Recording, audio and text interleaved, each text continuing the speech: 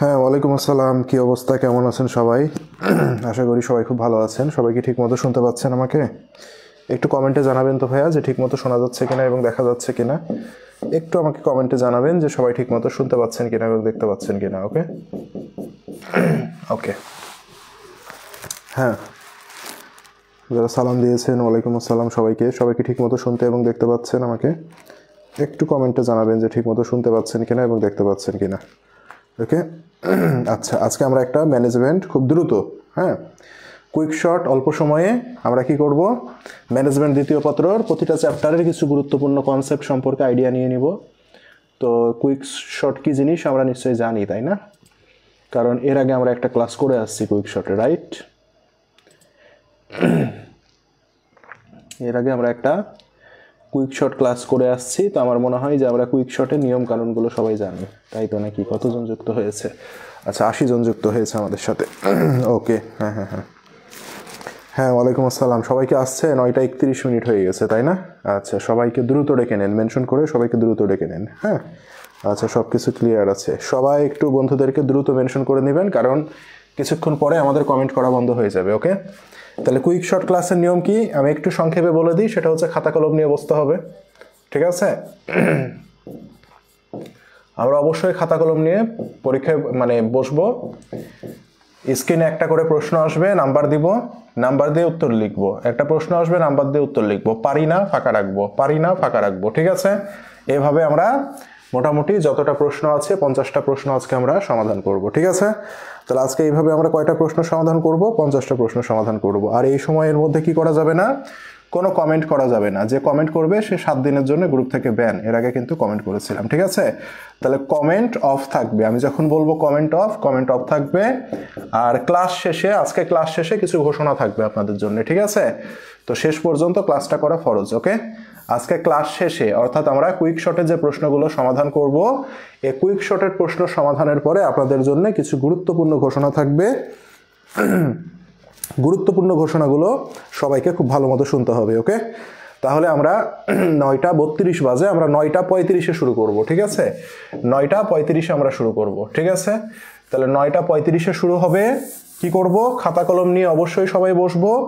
Just number দিব, answer লিখবো। Number দিব, উত্তরে লিখবো। যেটা পারি না ফাঁকা রাখবো। আর কুইক শর্ট চলাকালীন সময় কোনো প্রকার কমেন্ট করা যাবে না, ঠিক আছে? কোনো প্রকার কি করা যাবে না ভাইয়া? কোনো প্রকার কমেন্ট করা যাবে না, ঠিক আছে? বোঝা গেছে? কোনো প্রকার কমেন্ট করা যাবে না। কমেন্ট করলে গ্রুপ থেকে তাকে ব্যান করা হবে ঢাবি পরীক্ষা পর্যন্ত। নাম্বার 2, ক্লাস শেষে সবাই আমরা একটু থাকবো। ক্লাস শেষে কিছু ঘোষণা থাকবে, ঠিক আছে? ক্লাস শেষে কিছু ঘোষণা থাকবে, ইম্পর্টেন্ট কিছু ঘোষণা এবং সিরিয়াস কিছু ঘোষণা সবাইকে থাকতে হবে, ঠিক আছে? হ্যাঁ, কোনো কমেন্ট করা যাবে না। হ্যাঁ, ওয়ালাইকুম আসসালাম। কোনো প্রকার কমেন্ট করা যাবে না, সঠিক উত্তর দেওয়া যাবে না। বন্ধু বান্ধব যাদেরকে ডাকা দরকার সবাইকে ডেকে নেন। হ্যাঁ, 200 জন এখনো হয়নি। আচ্ছা, সবাই একটু বন্ধুদেরকে আমরা ডেকে নিই, ঠিক আছে? 9:35 বাজবে আর সকল কমেন্ট অফ হয়ে যাবে। ওকে, 9:35 মানে সকল কমেন্ট অফ হয়ে যাবে। হ্যাঁ, সকল কমেন্ট অফ হয়ে যাবে। আমরা খুব দ্রুত যাব। হ্যাঁ, খুব দ্রুত উত্তর লিখতে হবে। সকল কমেন্ট কি হয়ে যাবে? অফ হয়ে যাবে 9:35 থেকে। ওকে, আমরা দেখতে পাচ্ছি 150 জন ক্রস করে গেছে আমাদের সাথে। ওকে, ভেরি গুড। বেশি সময় নিব না। কুইক শর্ট দ্রুত শেষ হবে, কুইক শর্ট দ্রুত শেষ হবে, দেন পড়াশোনা করতে হবে। ওকে, হ্যাঁ, ওয়ালাইকুম আসসালাম। ওয়ালাইকুম আসসালাম। ওকে, হ্যাঁ, ওয়ালাইকুম আসসালাম সবাইকে। তাহলে আমরা বুঝতে পেরেছি সকল বিষয় ভাইয়া। আচ্ছা, 30 মিনিট আগে থেকে ওয়েট করছি। আচ্ছা, ভেরি গুড। ওকে, তাহলে আমরা 9:35 কি বেজেছে, 9:34 আসছে। হ্যাঁ, ওয়ালাইকুম আসসালাম সবাইকে। আচ্ছা, তাহলে আমরা মোটামুটি আমরা কমেন্ট অফ এখন থেকে। হ্যাঁ, আর কোনো প্রকার কমেন্ট যাতে না হয়, কমেন্ট অফ সবার কমেন্ট অফ, যে কোনো প্রকার কমেন্ট বন্ধ, সকল কমেন্ট অফ। ওকে, আর কোনো কমেন্ট করা যাবে না। ক্লিয়ার? সকল কমেন্ট বন্ধ হয়ে যাক ভাইয়া। হ্যাঁ, 9:35 বেজে গেছে, সকল কমেন্ট বন্ধ, কমেন্ট করা যাবে না। ওকে, কমেন্ট অফ। ক্লিয়ার ভাইয়া? কমেন্ট অফ, সবার কমেন্ট অফ দেখতে চাই, কোনো প্রকার কমেন্ট হবে না। ঠিক আছে, সবার কমেন্ট অফ, নো কমেন্ট। এই যে নো কমেন্ট বলেও কোনো কমেন্ট করা যাবে না, কোনো কমেন্ট করা যাবে না। ক্লিয়ার? সকলের কমেন্ট অফ। হ্যাঁ, আর কোনো কমেন্ট করা যাবে না, বন্ধ, সকলের কমেন্ট বন্ধ। বন্ধ হইলে আমরা শুরু করব। ঠিক আছে, সকলের কমেন্ট বন্ধ, সকলের কমেন্ট বন্ধ, কমেন্ট অফ। আমি লিখে দিলাম, বারবার বলছি কমেন্ট অফ, এরপরও কমেন্ট করছেন। হ্যাঁ, comment off. Okay, comment off. No comment বলেও কমেন্ট করা যাবে না, ননসেন্সের পরিচয় দিব না আমরা। ঠিক আছে, comment off means comment off. Okay, comment off, আর কোনো কমেন্ট দেখতে চাই না আমরা। ক্লিয়ার? ক্লিয়ার? আচ্ছা, শুরু করব। কমেন্ট অফ, কোনো প্রকার কমেন্ট করা যাবে না।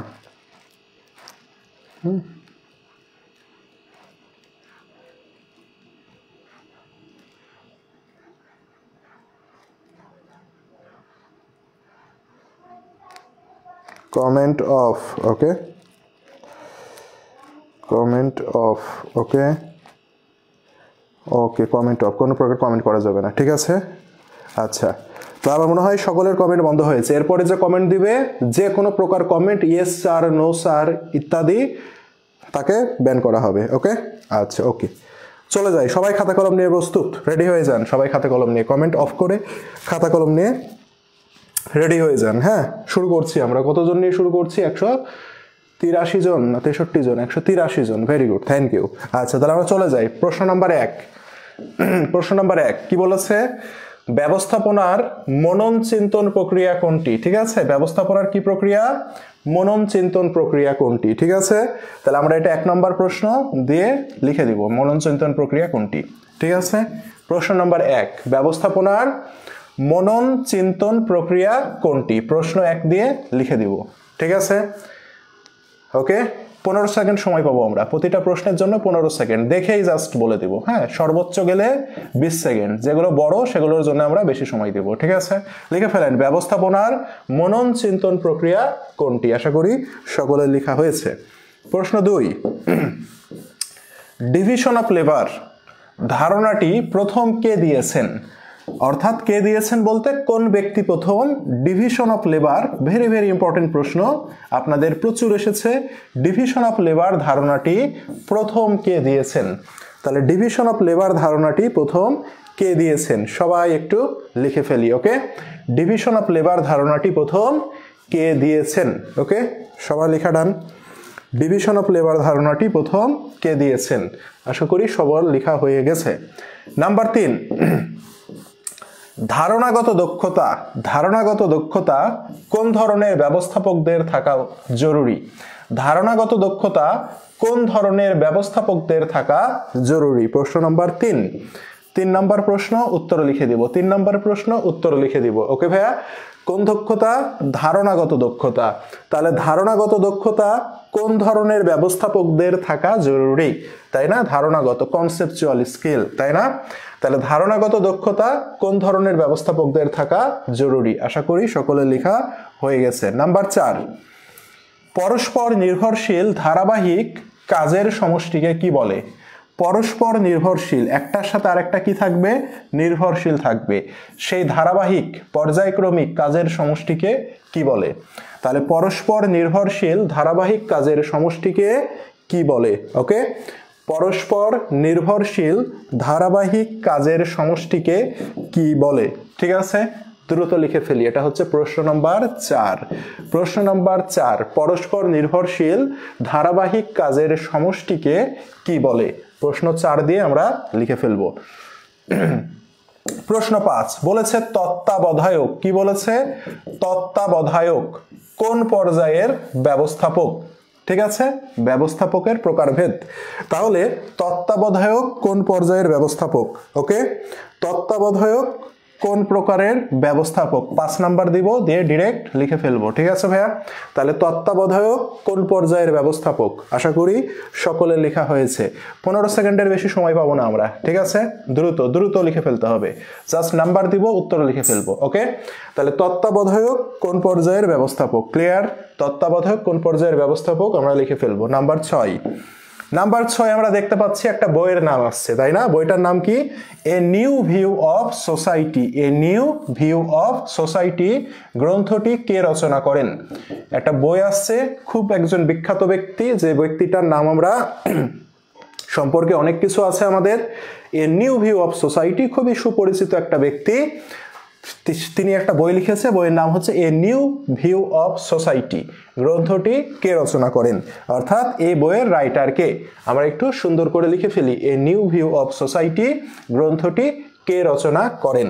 নাম্বার 6 দিয়ে লিখে ফেলবো। ঠিক আছে, আমি আরেকটা কথা বলি, এই নামগুলো লেখার সময় সাপোজ আপনি হেনরি ফেওল, হ্যাঁ এটা উত্তর হেনরি ফেওল না, কিন্তু আপনি হেনরি ফেওল, এই হেনরি ফেওল বাংলায় লিখতে যান, আপনি বাংলায় আপনি জানেন, বাংলায় লিখেন, ইংলিশে ভাই আপনি জানেন না, ইংলিশের নাম কি আপনি জানেন না, তো ইংলিশে লেখার কোনো দরকার নাই। আপনি যদি একবারে শিওর হয়ে যান যে ইংলিশের মিনিং এটা, মানে স্পেলিং এটা, দেন আপনি ইংলিশে লিখেন, কিন্তু আপনি জানেন না বোধহয় হেনরি ফেওল লিখছেন, তাহলে কিন্তু হবে না। ঠিক আছে, তাহলে আপনি বাংলায় পারলে বাংলায় লিখেন, দ্যাটস এনাফ। ওকে, আপনাকে ইংলিশে লিখতে বলেন, ইংলিশে লিখে বানান ভুল করবো না। ওকে, তাহলে a new view of society গ্রন্থটি কে রচনা করেন লেখা আশা করি হয়ে গেছে।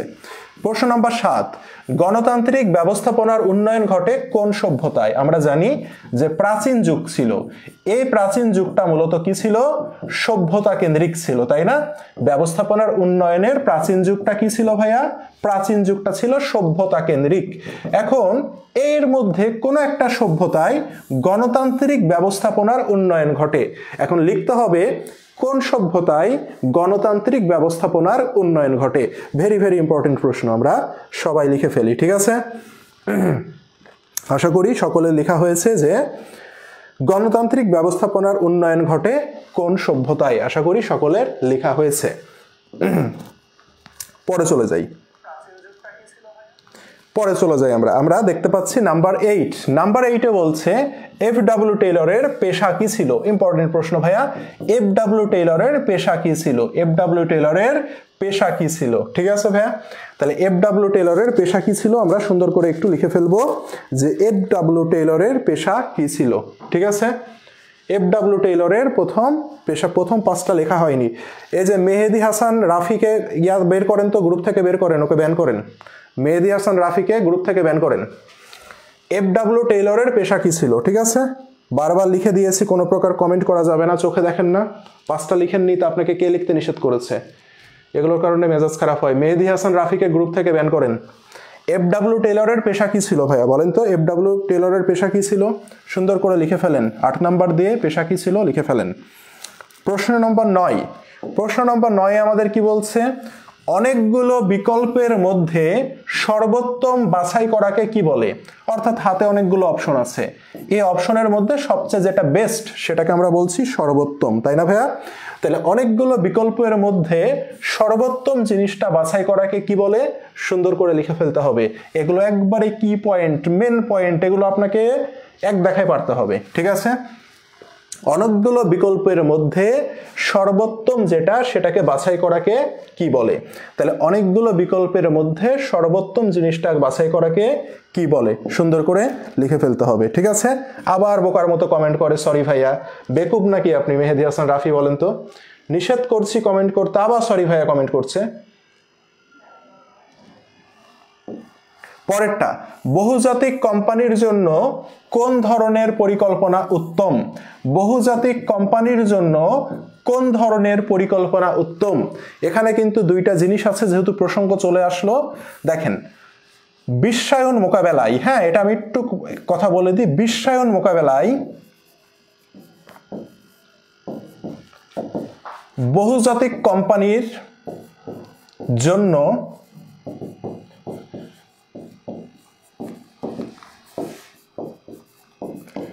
কোন পরিকল্পনা উত্তম? এই প্রশ্নটা ভিন্ন, এই প্রশ্নটা ভিন্ন, দুইটার উত্তর কিন্তু আলাদা। ঠিক আছে, দুইটার উত্তর কিন্তু আলাদা, মনে রাখতে হবে। ঠিক আছে, এখানে জাস্ট বলেছে বহুজাতিক কোম্পানির জন্য কোন পরিকল্পনা উত্তম, 10 নম্বর দিয়ে লিখে দিবেন। আর এই প্রশ্নটা কিন্তু আলাদা, এই প্রশ্নে বিশ্বায়ন মোকাবেলার কথা বলা হয়েছে। এই প্রশ্ন আলাদা, এই প্রশ্ন আলাদা, দুইটার উত্তর কিন্তু এক না। এই দুইটার মধ্যে কনফিউশন পাকানো যাবে না। ওকে, তাহলে আমার 10 নম্বরে যে প্রশ্নটা আসছে, এই প্রশ্ন 10 নম্বর দিয়ে ডিরেক্ট আমরা উত্তর লিখে দিব। ক্লিয়ার ভাইয়া? পরে যাই আমরা। বলছে পারস্পরিক সম্পর্ক কাঠামো নির্দেশিত হয় কিসের মাধ্যমে? অর্থাৎ ব্যবস্থাপনার যে কাজগুলো আছে, এই কাজগুলোর মধ্যে পারস্পরিক যে সম্পর্ক স্থাপন হবে সেটি কিসের মাধ্যমে হবে? আমরা 11 নম্বর দিব, দিয়ে উত্তর লিখে দিব। পারস্পরিক সম্পর্ক কাঠামো কিসের মাধ্যমে নির্দেশিত হয়? ঠিক আছে, পারস্পরিক সম্পর্কের যে কাঠামো সেটি কিসের মাধ্যমে নির্দেশিত হয়? 11 নম্বর দিয়ে আমরা উত্তর লিখে দিব। ঠিক আছে ভাইয়া? পরে যাই 12 নম্বর। 12তে দেখছি আমরা একটা ইংরেজি টার্ম আছে, তার নাম হচ্ছে ফাংশনাল ফোরম্যানশিপ। ফাংশনাল ফোরম্যানশিপ কোন ধরনের সংগঠন কাঠামোকে বলে? কি বলেছি ভাইয়া? ফাংশনাল ফোরম্যানশিপ কোন ধরনের সংগঠন কাঠামোকে বলে? 12 নম্বর দিয়ে উত্তর লিখে দিব। ফাংশনাল ফোরম্যানশিপ বলতে কোন সংগঠন কাঠামোকে বোঝায়? আমরা 12 নম্বর দিয়ে সুন্দর করে লিখে ফেলি। ওকে ভাইয়া, আশা করি সকলের লেখা হয়েছে। ভেরি ভেরি কমন এবং ইম্পর্টেন্ট প্রশ্ন, সকলের আশা করি লেখা হয়ে গেছে। আমরা এবার যাই প্রশ্ন নম্বর 13। প্রশ্ন নম্বর 13তে বলছে একজন কর্মীর কাজের প্রতি আগ্রহী কিনা তা যাচাই করার জন্য কোন ধরনের পরীক্ষা নেওয়া হয়? আমরা জানি কর্মী নিয়োগ যখন আমরা করি তখন আমাদের প্রায় 4টা ধরনের ইম্পর্টেন্ট টেস্ট নেওয়া হয়। তো 4টা ইম্পর্টেন্ট টেস্টের মধ্যে 4 ধরনের দক্ষতাকে যাচাই করা হয়। তো আমাকে বলছে একজন কর্মী কাজের প্রতি আগ্রহী কিনা, সে কাজের প্রতি আসলে ইন্টারেস্টেড কিনা, সেটা আমরা কোন দক্ষতা বা কোন পরীক্ষার মাধ্যমে সেই দক্ষতাটা যাচাই করব, তাই না ভাইয়া? তাহলে সেটা জিজ্ঞাসা করেছে একজন কর্মী কাজের প্রতি আগ্রহী কিনা তা যাচাই করার জন্য কোন পরীক্ষা নেওয়া হয়ে থাকে। ওকে, তাহলে এটা আমরা সুন্দর করে লিখে ফেলি। কোন পরীক্ষার মাধ্যমে একজন কর্মী কাজের প্রতি আগ্রহী কিনা সেটা আমরা জানতে পারবো। 13 নম্বর দিয়ে লিখে ফেলি সে পরীক্ষাটার নাম। 14তে বলছি কোচিং। ঠিক আছে, কোচিং। ওকে, কোচিং করি না আমরা? কোচিং করি, তাই না? কোচিং করতে ফার্মগেট চলে গেছি। তাহলে কোচিং কোন ধরনের প্রশিক্ষণ পদ্ধতি? ঠিক আছে, অন দ্য জব, কাজের মাধ্যমে না কাজের বাইরে? ওকে, তাহলে কোচিং কোন ধরনের প্রশিক্ষণ পদ্ধতি? অন দ্য জব না অফ দ্য জব, তাই না ভাইয়া? তাহলে কোচিং কাজের মাধ্যমে প্রশিক্ষণ না কাজের বাইরে প্রশিক্ষণ? কোচিং কোন ধরনের প্রশিক্ষণ পদ্ধতি? আমরা দ্রুত লিখে ফেলবো যে কোচিং কোন ধরনের প্রশিক্ষণ পদ্ধতি। আশা করি আমাদের লেখা শেষ। নাম্বার 15 বলছে থিওরি ওয়াই। থিওরি ওয়াই এর সাথে কোন ধরনের নেতৃত্বের তুলনা করা হয়? আমরা জানি থিওরি এক্স এবং থিওরি ওয়াই, দুই ধরনের থিওরি আছে, তাই না? থিওরি এক্স এবং থিওরি ওয়াই। এখন আমাদের বলেছে থিওরি ওয়াই, এটি হচ্ছে কোন ধরনের নেতৃত্বের সাথে থিওরি ওয়াই কে তুলনা করা হয়েছে, তাই না ভাইয়া? তাহলে থিওরি ওয়াই কোন ধরনের নেতৃত্বের সাথে তুলনা করা হয়েছে? নাম্বার 15 দিব, দিয়ে আমরা সুন্দর করে লিখে ফেলবো যে থিওরি ওয়াই কোন ধরনের নেতৃত্ব। ওকে, আচ্ছা, এবার আমরা চলে যাই নাম্বার 16তে। নাম্বার 16তে বলছে দ্বি উপাদান তত্ত্ব, ইংরেজিতে যাকে বলা হয় টু ফ্যাক্টর থিওরি। কি বলা হয়? টু ফ্যাক্টর থিওরি, তাই তো নাকি? টু ফ্যাক্টর থিওরি মানেই তো দ্বি উপাদান তত্ত্ব, তাই না? এই তত্ত্বের প্রবক্তাকে? কয়েক হাজার বার আসছে এই প্রশ্নটা, কয়েক হাজার বার আসছে। ঠিক আছে, কোন তত্ত্বের প্রবক্তাকে? এগুলোর একবারে হাফেজ হয়ে যাবেন। ঠিক আছে, এখান থেকে একটা প্রশ্ন কোনো না কোনো ইউনিভার্সিটিতে আপনি 100% পাবেন। ওকে, হাফেজ হয়ে যাবেন। ওকে, তাহলে বলেছে দ্বি উপাদান তত্ত্বের প্রবক্তাকে, যেটাকে আমরা বলি টু ফ্যাক্টর থিওরি। এই টু ফ্যাক্টর থিওরি বা দ্বি উপাদান তত্ত্বের প্রবক্তাকে? হ্যাঁ, ঠিক আছে, বুঝতে পেরেছেন? তাহলে টু ফ্যাক্টর থিওরি বা দ্বি উপাদান তত্ত্বের প্রবক্তাকে আমরা সুন্দর করে লিখে ফেলি। ঠিক আছে ভাইয়া? হ্যাঁ, ক্লাসের নিয়ম কমেন্ট করা যাবে না, এটাই নিয়ম আজকের ক্লাসের। কেউ কমেন্ট করলে ব্যান করে দিতে হবে, ঠিক আছে? তাহলে দ্বি উপাদান তত্ত্বের প্রবক্তাকে আমরা সুন্দর করে লিখে ফেলি। ওকে ভাইয়া, নাম্বার 17তে চলে যাই আমরা। নাম্বার 17তে একটা বইয়ের নাম দেখতে পাচ্ছি, the human side of enterprise. The human side of enterprise গ্রন্থের লেখককে। ইম্পর্টেন্ট ভাই, এবার পরীক্ষা আসার মতো একটা প্রশ্ন এটা, ঠিক আছে? তাহলে the human side of enterprise গ্রন্থের লেখককে, সুন্দর করে রাইটারের নামটা আমরা লিখে ফেলবো, ঠিক আছে ভাইয়া? সুন্দর করে রাইটারের নামটা আমরা কি করব, লিখে ফেলবো। দি হিউম্যান সাইড অফ এন্টারপ্রাইজ গ্রন্থের লেখককে 17 নম্বর দিব আমরা। 17 নম্বর দিয়ে আমরা সুন্দর করে লিখে ফেলি যে এই বইটার লেখকের নাম কি। হয়েছে। এরপরে আমরা 18 নম্বর চলে আসি, গান চার্ট, তাই না? এই গান চার্ট, তাই না? GANTT, তাই না? গান চার্ট, ঠিক আছে? এই গান চার্ট কেন ব্যবহার করা হয়? গান চার্ট কেন দরকার হয় ভাইয়া? খুবই কমন প্রশ্ন। গান চার্ট কেন ব্যবহার করি আমরা? গান্ট যে চার্টটা আছে, এই গান্ট চার্ট আমরা কেন ব্যবহার করি? ঠিক আছে, গান চার্ট আমরা কেন ব্যবহার করি ভাইয়া? ঠিক আছে, তাহলে গান চার্ট কেন ব্যবহার করি? গান চার্টের কাজ কি ভাইয়া? কোন কাজের জন্য ব্যবহার করি? সুন্দর করে আমরা লিখে ফেলি। ওকে, নাম্বার 19 বলেছে, আব্রাহাম মাসলোর চাহিদা সোপান তত্ত্বে কার্যক্ষেত্রে বন্ধুত্ব কোন ধরনের চাহিদা? কার্যক্ষেত্রে কি ভাইয়া? বন্ধুত্ব, তাই না? বন্ধুত্ব, ভালোবাসা, এগুলো কোন ধরনের চাহিদা? ঠিক আছে, তাহলে আব্রাহাম মাসলোর যে 5টা চাহিদার কথা বলেছে, তাই না? এর মধ্যে আমাদের বলেছে কার্যক্ষেত্রে বন্ধুত্ব কোন ধরনের চাহিদা। সুন্দর করে নাম্বার 19 দিয়ে আমরা লিখে ফেলি, কার্যক্ষেত্রে যে বন্ধুত্ব এটি কোন ধরনের চাহিদা। নাম্বার 19 দিয়ে আমরা লিখে ফেলি, কার্যক্ষেত্রে বন্ধুত্ব কোন ধরনের চাহিদা। আশা করি লেখা হয়েছে। Number 20 very very important. কোথাও না প্রশ্ন না পাইলেও রাবিতে এখান থেকে প্রশ্ন পাবেনি। রাবি একটা প্রশ্ন দিয়ে থাকে এখান থেকে। হ্যাঁ, একজন ব্যবস্থাপক যে সংখ্যক অধস্তনদের পরিচালনা করে তার সংখ্যাকে কি বলে? ভেরি ভেরি ইম্পর্টেন্ট ভাইয়া, এটা VVI। একজন ব্যবস্থাপক যে সংখ্যক অধস্তন মানে কি? অধস্তন মানে হচ্ছে কর্মী। অধস্তন মানে কি? কর্মী। তাহলে একজন ব্যবস্থাপক যে সংখ্যক কর্মীদের পরিচালনা করে তার সংখ্যাকে কি বলে? একজন ব্যবস্থাপক যে সংখ্যক অধস্তনদের বা কর্মীদের পরিচালনা করে তার সংখ্যাকে কি বলে? Very very important. আমরা 20 নাম্বার দিয়ে লিখে ফেলি যে একজন ব্যবস্থাপক যে সংখ্যক কর্মীদেরকে কি করে? পরিচালনা করে তার সংখ্যাকে কি বলে। আশা করি সকলের লেখা হয়ে গেছে। নাম্বার 21, কর্মীরা স্বতঃস্ফূর্তভাবে কাজ করতে পারে এবং তাদের দক্ষতা বৃদ্ধি পায় কোন নেতৃত্বে? অর্থাৎ আমাদের যে নেতৃত্বের প্রকারভেদ আছে, এই নেতৃত্বের প্রকারভেদগুলোর মধ্যে কোন নেতৃত্ব দ্বারা কর্মীরা কি করে? স্বতঃস্ফূর্ত অর্থাৎ মন খুলে কাজ করতে পারে এবং তাদের কি হয়? দক্ষতা বৃদ্ধি পায় বলতে হবে। ভেরি ভেরি কমন প্রশ্ন, পারতেই হবে এগুলো। ঠিক আছে, তাহলে কর্মীরা স্বতঃস্ফূর্তভাবে কাজ করতে পারে এবং তাদের দক্ষতা বৃদ্ধি পায় কোন নেতৃত্বের মাধ্যমে? আশা করি সকলের লেখা হয়ে গেছে। সকলের লেখা হয়ে গেছে আশা করি। ওকে, এবার আমরা চলে যাই নাম্বার 22-এ। নাম্বার 22 বলছে, কর্মী সংগ্রহ প্রক্রিয়ার শেষ ধাপ কোনটি? আমরা জানি কর্মী সংগ্রহ প্রক্রিয়ার ধাপ হচ্ছে কয়টি? 3টি ধাপ রয়েছে, তাই না? এখানে 3টি ধাপের মধ্যে বলেছে সর্বশেষ ধাপ কোনটি? অসংখ্যবার পরীক্ষায় প্রশ্ন আসছে। তাহলে কর্মী সংগ্রহ প্রক্রিয়ার সর্বশেষ ধাপ কোনটি এটা বলতে হবে।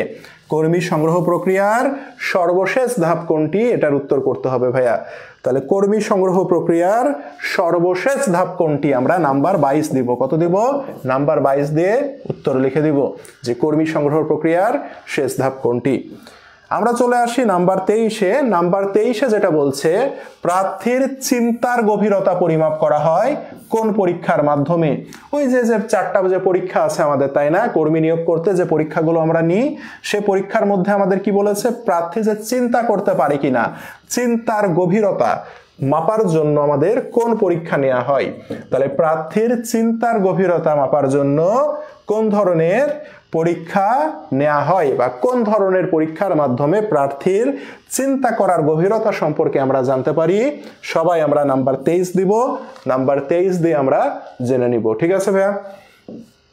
নাম্বার 24, নাম্বার 24 বলছে মানবীয় এবং বস্তুগত উপাদান একত্রিত ও সমন্বিত হয় কিসের মাধ্যমে? কিসের মাধ্যমে বলতে বোঝাচ্ছে ব্যবস্থাপনার কোন কাজের মাধ্যমে। এটা দ্বারা বোঝাচ্ছে ব্যবস্থাপনার কোন কাজের মাধ্যমে, ব্যবস্থাপনার কোন কাজের মাধ্যমে। ঠিক আছে, তাহলে ব্যবস্থাপনার কোন কাজের মাধ্যমে আমরা বলতে পারি মানবীয় এবং বস্তুগত উপাদানকে কি করা হয়? একত্রিত করা হয় এবং সমন্বয় করা হয়, মিল করা হয়। তাহলে ব্যবস্থাপনার কোন কাজের মাধ্যমে মানবীয় এবং বস্তুগত জিনিসগুলোকে এক করা হয় বা সমন্বিত করা হয়।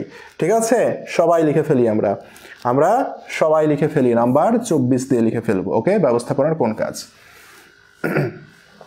নাম্বার 25, কোনো বিশেষ লক্ষ্য অর্জনের জন্য যে বড় ধরনের পরিকল্পনা নেওয়া হয় তাকে কি বলে? ভেরি ভেরি কমন প্রশ্ন, আমরা এইচএসসি থেকে পড়ে আসছি এটা, তাই না? নাম্বার 25-এ বলছে কোনো বিশেষ লক্ষ্য অর্জনের জন্য যে বড় ধরনের পরিকল্পনা গ্রহণ করব তাকে কি বলবো? পরিকল্পনার প্রকারভেদের মধ্যে এটার উত্তর পাবো আমরা পরিকল্পনার প্রকারভেদের মধ্যে উত্তর পাবো। কোনো বিশেষ লক্ষ্য অর্জনের জন্য যে বড় ধরনের পরিকল্পনা নেওয়া হয় তাকে কি বলে? কোনো বিশেষ লক্ষ্য অর্জনের জন্য যে বড় ধরনের পরিকল্পনা নেওয়া হয় তাকে কি বলে? সুন্দর করে আমরা লিখে ফেলি। নাম্বার 26 বলছে পলিসি কোন ধরনের পরিকল্পনা? আমাদের বইতে লেখা আছে নীতি। হ্যাঁ, তো নীতি বা পলিসি, নীতির ইংরেজি হচ্ছে পলিসি, নীতির ইংরেজি কি? পলিসি। তাহলে পলিসি বা নীতি হচ্ছে কোন ধরনের পরিকল্পনা? এটিও পরিকল্পনার প্রকারভেদ থেকে আসা প্রশ্ন, অসংখ্যবার বিগত সালে আসছে। আমরা সবাই লিখে ফেলি, পলিসি বা নীতি কোন ধরনের পরিকল্পনা? পলিসি বা নীতি কোন ধরনের পরিকল্পনা? ঠিক আছে ভাইয়া, আমরা একটু সুন্দর করে লিখে ফেলি। নাম্বার 27 বলছে, এটিও ইম্পর্টেন্ট, পরিবর্তিত পরিস্থিতির সাথে খাপ খাওয়ানো পরিকল্পনার কোন বৈশিষ্ট্য? পরিকল্পনার বৈশিষ্ট্যটা ভালো করে পড়তে হবে, তার মধ্যে এটি একটি গুরুত্বপূর্ণ বৈশিষ্ট্য। বলেছে পরিবর্তিত পরিস্থিতির সাথে খাপ খাওয়ানো পরিকল্পনার কোন ধরনের বৈশিষ্ট্য?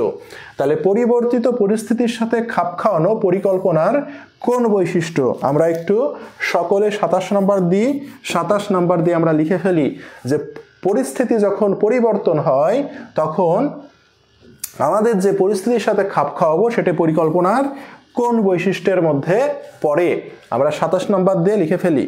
প্রশ্ন 28 বলছে ব্যবস্থাপনার কোন নীতিতে কর্মীদের ভূমিকা হ্রাস পায়?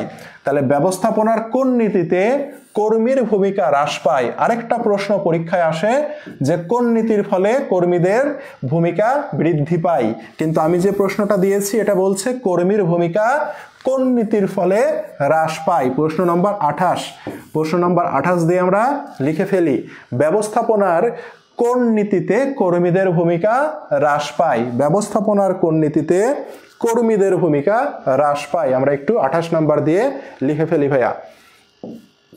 নাম্বার 29 বলেছে বৈজ্ঞানিক ব্যবস্থাপনায় কয়টি মূলনীতির কথা বলা আছে? আমরা জানি ব্যবস্থাপনার যে নীতি 14টি ডেভেলপড বাই হেনরি ফেউল, তাই না? কিন্তু যে বৈজ্ঞানিক ব্যবস্থাপনা আছে এই ব্যবস্থাপনার মূলনীতিতে কয়টি নীতির কথা বলা আছে?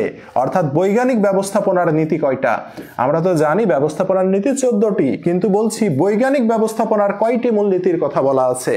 তাহলে বৈজ্ঞানিক ব্যবস্থাপনার নীতি কয়টি? আমরা 29 নাম্বার দিয়ে ডাইরেক্ট উত্তরে চলে যাই। ওকে, আশা করি সকলে লেখা হয়েছে। নাম্বার 30 ইম্পর্টেন্ট, আমলাতান্ত্রিক ব্যবস্থাপনার জনক কে? আমলাতান্ত্রিক ব্যবস্থাপনার জনক কে? আমলাতান্ত্রিক যে ব্যবস্থাপনা আছে, আমাদের যে সরকারি অফিস টফিস যাই বলি না কেন সবই আমলাতান্ত্রিক ভাবে নিয়ন্ত্রিত হয়। ঠিক আছে, অর্থাৎ যারা উঁচু পদে আছে তাদের ক্ষমতা বেশি, তারপরে নিচু পদ, এইভাবে নামতে থাকে সরলরেখার আকারে, সরলরৈখিক সংগঠন, তাই না? তাহলে এই যে আমলাতান্ত্রিক যে ব্যবস্থাপনা এটির জনক কে? কোন ব্যক্তিটাই আমলাতান্ত্রিক ব্যবস্থাপনার জনক? আমরা নাম্বার 30 দিব, দিয়ে সুন্দর করে লিখে ফেলবো যে আমলাতান্ত্রিক ব্যবস্থাপনার জনক কে। নাম্বার 31 দেখতে পাচ্ছি পোস্টকর্বের যে তত্ত্বটা আছে, তাই না? POSTCORB, এই পোস্টকর্ব তত্ত্বের প্রবক্তাকে, একজন ব্যক্তি তার নাম আমরা লিখে ফেলি, তাই না ভাইয়া? এই তত্ত্বটার উদ্ভাবন কে করেছে 31 নাম্বার দিয়ে লিখে ফেলবো। এবং এ পিতে কি, ওতে কি, এসতে কি, ডিতে কি, সিওতে কি, আরতে কি, বিতে কি, এগুলো যেন আমরা সবগুলো জানি। পিতে planning, organising, staffing, directing, coordinating, reporting and budgeting, তাই না ভাইয়া? এই প্রতিটা জিনিস যেন আমরা বলতে পারি। এটাকে কি বলা হয়? ব্যবস্থাপনার কার্যাবলী বা কাজ, তাই না? তো এই ব্যবস্থাপনার কার্যাবলী বা কাজটা যে আছে পোস্টকর্প তত্ত্ব, এর প্রবক্তাকে 31 নাম্বার দেব, দিয়ে সুন্দর করে আমরা লিখে ফেলবো যে ড্যাশ ড্যাশ ড্যাশ ব্যক্তি এর প্রবক্তা। আশা করি সকলের হয়ে গেছে। নাম্বার 32, তাই না? খুবই সহজ প্রশ্ন 32, যে গান চার্টের উদ্ভাবক কে? গান চার্ট কেন ব্যবহার হয় আমরা একটা এর আগে প্রশ্ন দেখেছিলাম। এখন আমরা বলছি যে গান চার্টটা কে উদ্ভাবন করেছে, তাই না? খুবই সহজ। হ্যাঁ, তবে আমরা ফুল নামটাই লিখবো ড্যাশ ড্যাশ ড্যাশ, ঠিক আছে? তাহলে 32 নাম্বার দিব আমরা, দিয়ে আমরা লিখবো যে গান চার্টটার উদ্ভাবন কে করেছে। গান চার্টের উদ্ভাবক কে? আমরা 32 নম্বর দিব, দিয়ে আমরা লিখে ফেলবো যে গান চার্টের উদ্ভাবক কে। তাহলে গান চার্ট কে উদ্ভাবন করেছে আমরা 32 নম্বর দিয়ে সুন্দর করে লিখে ফেলি যে গান চার্ট কে উদ্ভাবন করেছে। 33 কি বলছে? চৈনিক সভ্যতায় ব্যবস্থাপনার উন্নয়নে কে ভূমিকা রেখেছে? আমরা জানি যে চীনের যে সভ্যতা, চৈনিক সভ্যতা, তাই না ভাইয়া? চৈনিক সভ্যতায় ব্যবস্থাপনার উন্নয়নে একজন ব্যক্তির ভূমিকা রয়েছে, সেই ব্যক্তিটার নাম কি? তাই না ভাইয়া? তাহলে চৈনিক সভ্যতায় ব্যবস্থাপনার উন্নয়নে ভূমিকা রেখেছে কে? তাহলে চৈনিক সভ্যতায় যে ব্যবস্থাপনার উন্নয়ন হয়েছে, এই চৈনিক সভ্যতায় ব্যবস্থাপনার উন্নয়নে কে ভূমিকা রেখেছে আমরা একটু সুন্দর করে লিখে ফেলবো, ঠিক আছে? তাহলে চৈনিক সভ্যতায় ব্যবস্থাপনার যে উন্নয়ন হয়েছে সেখানে দুজন ব্যক্তির নাম আছে, তার মধ্যে একজন ব্যক্তি কি করেছে? ব্যবস্থাপনার উন্নয়নে ভূমিকা রেখেছে সবচেয়ে বেশি। তার নামটা কি আমরা একটু সুন্দর করে লিখে ফেলি। নাম্বার 34 কি বলছে? ব্যবস্থাপনার যে 6M রয়েছে এর প্রবক্তাকে। ব্যবস্থাপনার যে 6M রয়েছে, তাই না? মেন, মেশিন, ম্যাটেরিয়াল, মেথড, মানি, আছে না এগুলো 6M? তাহলে এই 6M এর প্রবক্তা কে? 6Mটা আসলে কে এই নীতিটা বা উদ্ভাবন করেছে, ঠিক আছে? সেটাকে আমরা কি বলছি? প্রবক্তা বলছি। তাহলে 6M এর প্রবক্তা কে? কোন ব্যক্তিটা 6M এর প্রবক্তা সেটা আমরা লিখে ফেলি। ওকে, আশা করি লেখা হয়েছে। ভেরি কমন প্রশ্ন, পারার কথা, এইচএসসি থেকে পড়ে আসছি এটা। 35-এ চলে যাই। 35 কি বলছে? ব্যবস্থাপনার উন্নয়নে সব থেকে প্রাচীন সভ্যতা কোনটি? এই যে দেখেন, এই প্রশ্নগুলো আপনাকে আটকাবে, এই প্রশ্নগুলো আপনাকে আটকাবে। আমরা জানি যে প্রাচীন যে যুগ, প্রাচীন যুগ ছিল আমাদের কি? সভ্যতা কেন্দ্রিক। এখন এই প্রাচীন যুগের মধ্যে সবচেয়ে প্রাচীন সভ্যতা কোনটি, অর্থাৎ কোন সভ্যতা দিয়ে শুরু হয়েছে ব্যবস্থাপনা, ঠিক আছে? এই প্রাচীন যুগের সবচেয়ে প্রাচীন মানে সবচেয়ে আগের সভ্যতা কোনটি? ব্যবস্থাপনার উন্নয়নে সব থেকে প্রাচীন সভ্যতা কোনটি? অনেকগুলো সভ্যতা আছে, চৈনিক সভ্যতা, ব্যাবিলনীয় সভ্যতা, আছে না? আছে তো নাকি? তারপরে গ্রিক সভ্যতা, আছে না ভাইয়া? তো এখন বলছে এর মধ্যে সব থেকে প্রাচীন সভ্যতা কোনটি, এটা জানতে হবে, ইম্পর্টেন্ট প্রশ্ন। পরে বলছে দি আর্ট অফ ওয়ার, বিশ্ববিখ্যাত একটি বই, দি আর্ট অফ ওয়ার, ঠিক আছে? বিশ্ববিখ্যাত একটা বই দি আর্ট অফ ওয়ার, তাই না? তো এই আর্ট অফ ওয়ার বইটির লেখক কে? ঠিক আছে, দি আর্ট অফ ওয়ার এই বইটির লেখক কে? বলতে হবে এই বইটির লেখক কে, বলেন। দি আর্ট অফ ওয়ার বইটির লেখক কে? খুবই গুরুত্বপূর্ণ প্রশ্ন। দি আর্ট অফ ওয়ার বইটির লেখক কে? আমার আর্ট অফ ওয়ার বইটি খুঁজছি, সামনে পাচ্ছি না কেন, বলেন কার মধ্যে যা আছে। দি আর্ট অফ ওয়ার এই বইটির লেখক কে, বলেন। বইতে আছে, হ্যাঁ, চৈনিক সভ্যতায়, তাই না? চৈনিক সভ্যতার বই, রাইট? চৈনিক সভ্যতার বই, হ্যাঁ, এই যে দি আর্ট অফ ওয়ার, হ্যাঁ, দি আর্ট অফ ওয়ার, এই যে আর্ট অফ ওয়ার বই, ঠিক আছে? এই আর্ট অফ ওয়ার বইটির লেখক কে, বলেন। এই যে আর্ট অফ ওয়ার, এই বইটার নামই হচ্ছে দি আর্ট অফ ওয়ার, এই বইটার লেখক কে, বলেন। হ্যাঁ, এই যে সালফ রেহমানকে বাদ দেন, একে 7 দিনের জন্য ব্লক দিবেন, ঠিক আছে? সালফ রেহমানকে গ্রুপ থেকে বের করেন। এলফি রেহমান আছেন না? আছেন নাকি? হৃদয় আছেন নাকি? একে গ্রুপ থেকে ব্যান করেন, একে গ্রুপ থেকে ব্যান করেন, ইমিডিয়েটলি ব্যান করেন একে গ্রুপ থেকে। হ্যাঁ, তারপরে এই যে রাইহান, হ্যাঁ, রাইহানকেও ব্যান করেন। আপনাকে কমেন্ট করতে বলেছি, রাইহান এবং সালফ রহমান, এই দুইটাকে বের করেন গ্রুপ থেকে দ্রুত। পরে দেখি আমরা 37, হ্যাঁ, 37-এ যেটা আমাদেরকে বলছে কি?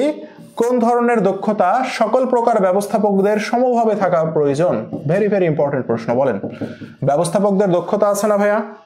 এই যে ব্যবস্থাপনার যে দক্ষতা, ঠিক আছে, এই যে ব্যবস্থাপকদের যে দক্ষতা, এখন একটি দক্ষতা রয়েছে যে দক্ষতা সকল ব্যবস্থাপকদের থাকা জরুরি, সে দক্ষতাটার নাম কি? হ্যাঁ, ঠিক আছে, তাহলে এই দক্ষতাটা সকল প্রকার ব্যবস্থাপকদের থাকা জরুরি, সে দক্ষতাটার নাম কি বলেন? তাহলে কোন ধরনের দক্ষতা সকল প্রকার ব্যবস্থাপকদের সমভাবে থাকা প্রয়োজন, সে দক্ষতার নাম বলেন তো? কোন দক্ষতা সকল ব্যবস্থাপকদের থাকা জরুরি বলেন? কোন দক্ষতা সকল ব্যবস্থাপকদের জন্য থাকা জরুরি বলেন? সে দক্ষতার নাম কি? ঠিক আছে, সবাই আমরা লিখে ফেলি, 37 নম্বর দিয়ে আমরা লিখে ফেলি যে কোন দক্ষতা সকল ব্যবস্থাপকদের জন্য থাকা জরুরি।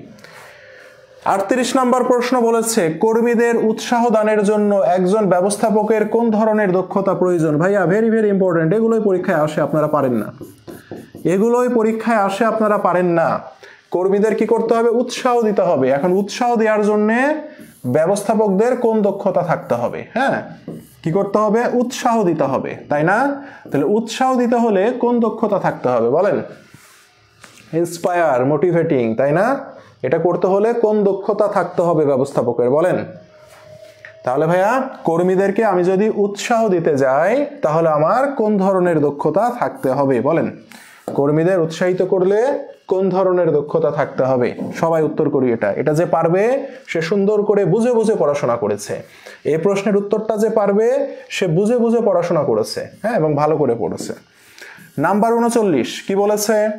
একজন ব্যক্তির আদেশদাতা হবেন একজন ব্যক্তি, এটি কোন ধরনের নীতি? ইম্পর্টেন্ট এবং ভেরি কমন প্রশ্ন। একজন ব্যক্তির আদেশদাতা হবেন কয়জন ব্যক্তি? একজন ব্যক্তি, এটি হচ্ছে কোন ধরনের ব্যবস্থাপনার নীতি?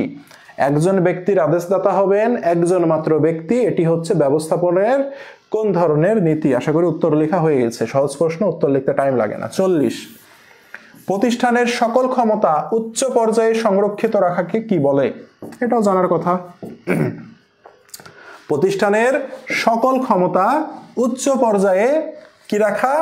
সংরক্ষিত রাখাকে কি বলে বলেন?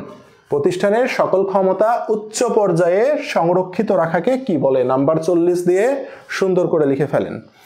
নাম্বার 41 কি বলেছে? বলেছে সাইকোলজি অ্যান্ড ইন্ডাস্ট্রিয়াল এফিসিয়েন্সি ঢাবিতে আসছিল, এই বইটির লেখককে। ঠিক আছে, তাহলে আমাদের যে সাইকোলজি অ্যান্ড ইন্ডাস্ট্রিয়াল এফিসিয়েন্সি এই বইটির লেখককে বলেন? একবারে মূল বইয়ের প্রশ্ন, এটা কোথাও ছিল না, কোনো অ্যাডমিশন বইতে ছিল না, এটা মূল বই থেকে ছিল। ঠিক আছে, সাইকোলজি অ্যান্ড ইন্ডাস্ট্রিয়াল এফিসিয়েন্সি বইটির লেখককে। ঠিক আছে, তাহলে এই বইটির লেখককে বলেন? ঢাবির রিটেনে বিগত সালে আসা প্রশ্ন, সাইকোলজি অ্যান্ড ইন্ডাস্ট্রিয়াল এফিসিয়েন্সি এই বইটির লেখক কে? সাইকোলজি অ্যান্ড ইন্ডাস্ট্রিয়াল এফিসিয়েন্সি বইটির লেখক কে? নাম্বার 42 কি বলেছে? এই যে একটা কনফিউজিং প্রশ্ন, কর্মীদের দ্বৈত অধীনতা পরিলক্ষিত হয় কোন সংগঠনে? দ্বৈত অধীনতা মানে কি? দুইজনের আন্ডারে জিনিস আপনাকে রিসিভ করতে হবে, তাই না? তাহলে দ্বৈত অধীনতা, হ্যাঁ বলেন, দ্বৈত অধীনতা কোন সংগঠনে বলেন? দ্বৈত অধীনতা, ঠিক আছে, তাহলে দ্বৈত অধীনতা পরিলক্ষিত হয় কোন সংগঠনে বলেন? কোন সংগঠনে দ্বৈত অধীনতা পরিলক্ষিত হয়? দ্বৈত অধীনতা পরিলক্ষিত হয় কোন সংগঠনে বলেন তো? বলেন না, লিখেন, সরি বলতে হবে না, বললে তো ব্যান খাবেন, লিখেন। তাহলে দ্বৈত অধীনতা পরিলক্ষিত হয় কোন সংগঠনে? 42 নম্বর দিয়ে লিখে ফেলবেন। ওকে, ইম্পর্টেন্ট প্রশ্ন, ব্যবস্থাপনার সবথেকে গুরুত্বপূর্ণ উপাদান কোনটি? ব্যবস্থাপনার সবথেকে গুরুত্বপূর্ণ এবং জটিল উপাদান কোনটি বলেন? সবথেকে গুরুত্বপূর্ণ এবং জটিল উপাদান কোনটি? ব্যবস্থাপনার সবথেকে গুরুত্বপূর্ণ এবং জটিল উপাদান কোনটি? মোস্ট কমন এবং মোস্ট ভুল করে আসা প্রশ্ন আপনাদের। ঠিক আছে, তাহলে ব্যবস্থাপনার সবথেকে গুরুত্বপূর্ণ এবং কি বলেছি? জটিলতম উপাদান, গুরুত্বপূর্ণ উপাদান বা জটিলতম উপাদান কোনটি? দুইভাবেই প্রশ্নটা পরীক্ষায় আসে। নাম্বার 43 দিয়ে আমরা লিখে ফেলি। ঠিক আছে, নাম্বার 44 কি বলেছে? ওয়ার্কশপ। কি সব? ওয়ার্কশপ, তাই না? ওয়ার্কশপ হয় না, সেমিনার হয় না। সেমিনার আর ওয়ার্কশপে পার্থক্য আছে কিন্তু। এর বলছে ওয়ার্কশপ কোন ধরনের প্রশিক্ষণ পদ্ধতি? ওয়ার্কশপ কোন ধরনের প্রশিক্ষণ পদ্ধতি? On the job or of the job? তাহলে বলি আমরা ওয়ার্কশপ কোন ধরনের প্রশিক্ষণ পদ্ধতি? বলি না, লিখি। 44 নম্বর দিয়ে লিখে ফেলি যে ওয়ার্কশপ কোন ধরনের প্রশিক্ষণ পদ্ধতি। ওকে, নাম্বার 45 কি বলছে? কোন ধরনের পদোন্নতির ফলে বেতন বা আর্থিক সুবিধা বৃদ্ধি পায় না? আমরা জানি যদি পদোন্নতি হয় তাহলে পদোন্নতির ফলে বেতনও বৃদ্ধি পায়, ঠিক আছে, কিন্তু কিছু পদোন্নতি আছে যেটাতে আপনার পদের উন্নতি হবে, অর্থাৎ উপর পদে আপনাকে প্রমোশন দিবে, কিন্তু আপনার কোনো বেতনও বৃদ্ধি পাবে না, আর্থিক সুবিধাও বৃদ্ধি পাবে না।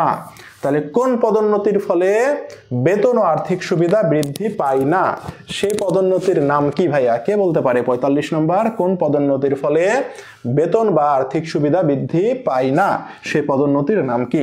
এটাও যেটা পড়েছে, যে পারবে এই প্রশ্ন সে খুব ভালো করে পড়াশোনা করেছে। নাম্বার 46 কি বলছে? পরিকল্পনার সংশোধন ও পর্যালোচনা করা হয় কিসের মাধ্যমে? আপনি যে পরিকল্পনা করেছেন সেই পরিকল্পনাকে সংশোধন করতে পারবেন এবং পর্যালোচনা করতে পারবেন, মানে রিভিউ করতে পারবেন, এটি কিসের মাধ্যমে? কে বলতে পারে? কে লিখতে পারে? লিখেন। তাহলে পরিকল্পনার সংশোধন ও পর্যালোচনা হয় কিসের মাধ্যমে? নাম্বার 46 দিব। কত দিব? নাম্বার 46 দিয়ে আমরা সুন্দর করে লিখে ফেলি। নাম্বার 47 কি বলেছে? প্রেষণার জেট তত্ত্বের প্রবক্তাকে। জেট তত্ত্ব, তাই না? জেট তত্ত্বের প্রবক্তাকে সুন্দর করে লিখে ফেলি। প্রেষণার যে জেট তত্ত্ব রয়েছে, এই যে জেট তত্ত্ব, জেট তত্ত্বের প্রবক্তাকে, তার নামটা আমরা সুন্দর করে লিখে ফেলি। প্রেষণার জেট তত্ত্বের প্রবক্তা কে? নাম্বার 47 দিয়ে লিখে ফেলি। প্রেষণার জেট তত্ত্বের প্রবক্তা কে? নাম্বার 48 কি বলেছে? পরিকল্পনার বাস্তবায়ন ঘটে কিসের মাধ্যমে? পরিকল্পনা যে করলেন, পরিকল্পনা তো একটা স্বপ্নের মতো, তাই না? ঢাকা বিশ্ববিদ্যালয়ে পড়বো, পরিকল্পনা করেছি, আপনার কোথায় আছে? স্বপ্নে আছে। তাহলে এই স্বপ্নটাকে আপনি বাস্তবায়ন করবেন, ঠিক আছে? বাস্তবায়ন করতে হলে কি করতে হবে বলেন? তাহলে পরিকল্পনার বাস্তবায়ন ঘটে কিসের মাধ্যমে বলেন তো? পরিকল্পনার যে বাস্তবায়ন সেটি ঘটে কিসের মাধ্যমে, অর্থাৎ ব্যবস্থাপনার কোন কাজের মাধ্যমে পরিকল্পনা বাস্তবে রূপ নেয়? সবাই লিখে ফেলেন, সবাই লিখে ফেলেন, ঠিক আছে?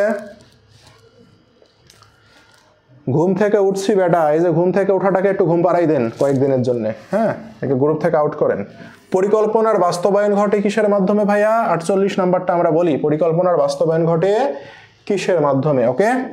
নাম্বার 49, কর্মীর ভূমিকা হ্রাস করে কোন ধরনের নেতৃত্ব? কর্মীর ভূমিকা কি হয়ে যাবে? কমে যাবে, তাই না? তাহলে কর্মীর ভূমিকা হ্রাস পাবে কোন ধরনের নেতৃত্বের ফলে? কোন ধরনের নেতৃত্বের ফলে কর্মীর ভূমিকা কমে যায়, হ্রাস পায়? তাহলে কর্মীর ভূমিকা হ্রাস পায় কোন ধরনের নেতৃত্বের ফলে? লিখে ফেলি। 50 নম্বর প্রশ্ন এবং সর্বশেষ প্রশ্ন আমরা দেখি, সেটা কি বলছে? সর্বশেষ প্রশ্নে আমাদেরকে বলছে ভাইয়া, লক্ষ্যার্জনের জন্য প্রতিষ্ঠানের কর্মীদের প্রভাবিত করার কৌশলকে কি বলে? ভালো করে, ভেরি ভেরি কনফিউজিং। লক্ষ্য অর্জনের জন্য প্রতিষ্ঠানে যে কর্মীরা আছে, এই কর্মীদেরকে প্রভাবিত করার যে কৌশল, সেই কৌশলকে কি বলে? 50 নম্বর। যারা সুন্দর করে বুঝে বুঝে পড়েছে, সূক্ষ্মাতি সূক্ষ্ম পার্থক্য করে পড়েছে, তারা এই প্রশ্নের উত্তর পারবে, ঠিক আছে?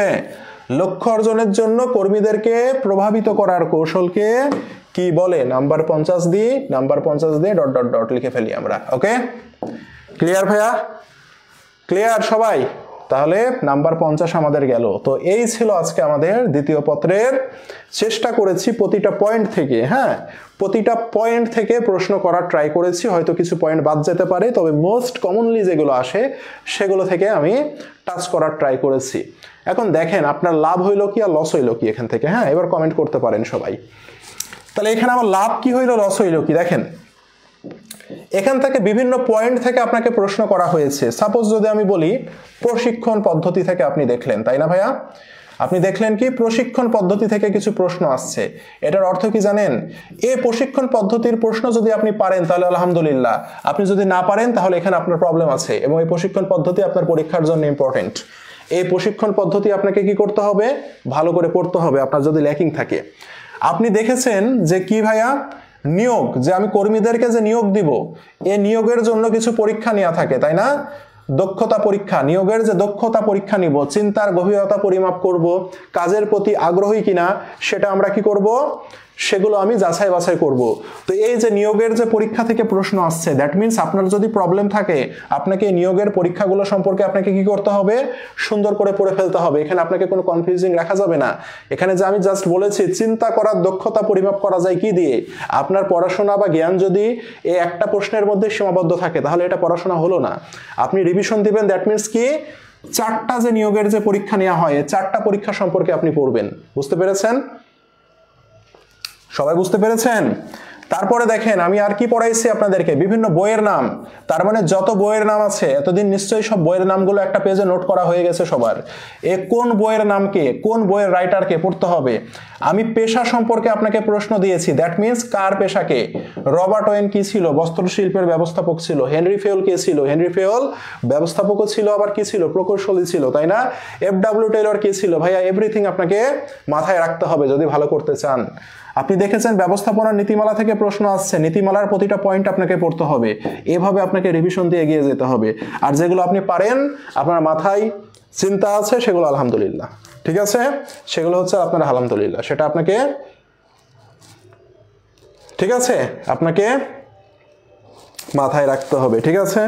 তাহলে এটা জাস্ট আপনার ল্যাগগুলোকে ধরিয়ে দেয়া, ঠিক আছে? এটা দ্বারা কি হবে ভাইয়া, আপনার ল্যাগগুলোকে ধরিয়ে দেয়া, ঠিক আছে? আপনার ল্যাগগুলোকে ধরিয়ে দিয়ে আপনাকে আমি ডিরেক্ট হিট করেছি। আপনি এমসিকিউ পড়ে যান, কিন্তু আপনি এভাবে ধরতে পারবেন না।